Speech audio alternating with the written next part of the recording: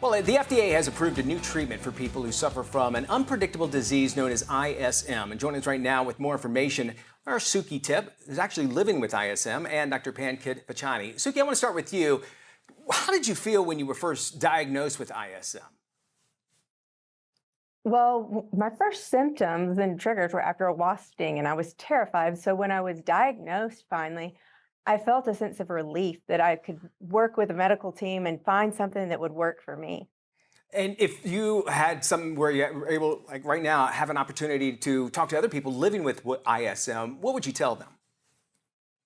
I would tell them to do what I did and find a medical team that you trust, somebody that you can be honest with, and have a support system behind you, family, friends, and keep up with your symptoms and track them all so that you can share that information with your medical team, with your doctor. And speaking of doctors, Dr. Vachhani there, what is ISM and maybe some of those symptoms that Suki had mentioned? Sure. Yep. ISM is a rare and chronic disorder. We think it affects about 1 in 10,000 individuals. It's driven by a genetic change in a gene called c-KIT. It's the c-KIT D816V mutation. It can cause a variety of different symptoms. For example, it can cause skin lesions, which can then also itch or flush, meaning become red or inflamed, but also abdominal pain, nausea, vomiting, sometimes diarrhea.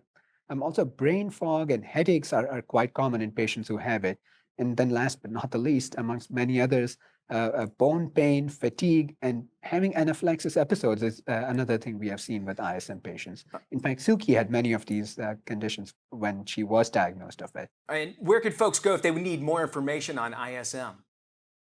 Yeah, I would encourage that they go to avakit.com, both to learn the condition and the treatment.